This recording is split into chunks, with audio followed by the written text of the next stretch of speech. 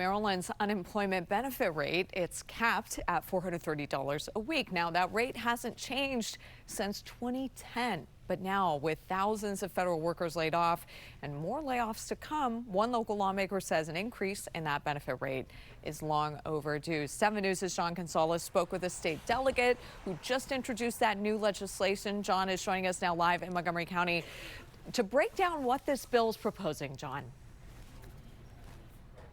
Yeah, good morning, Megan. More than 77,000 federal workers live here in Montgomery County, Maryland, and currently in Maryland, the unemployment benefit rate is below the national average. In fact, it's below minimum wage. At one point, it was the lowest in the country, and that is why one lawmaker now says, especially now, it is time to change that. Delegate Lorig Charkoudian has been working to increase the rate for a while, but now her legislation is being met with more urgency. She would like to see, well, the rate nearly double to $750 a week in benefits. The bill, which was heard in the Senate yesterday and moves to the House next week, also looks to increase the allowance of $8 per dependent.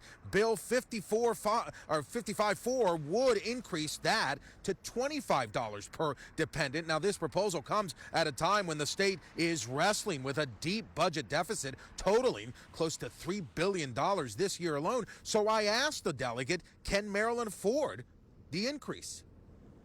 Unemployment insurance is separate and apart from the general fund. Unemployment insurance is funded by what's called the Unemployment Insurance Trust Fund, which is paid for by a tax on the payroll tax right now of the first $8,500 that someone earns.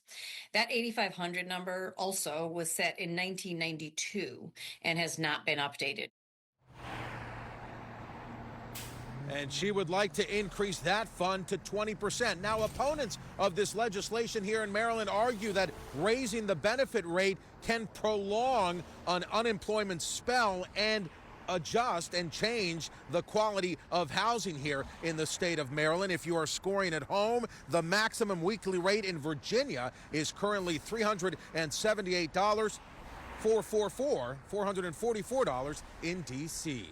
To learn more, jump on our webpage, WJLA.com. Reporting live in Silver Spring, John Gonzalez, 7 News.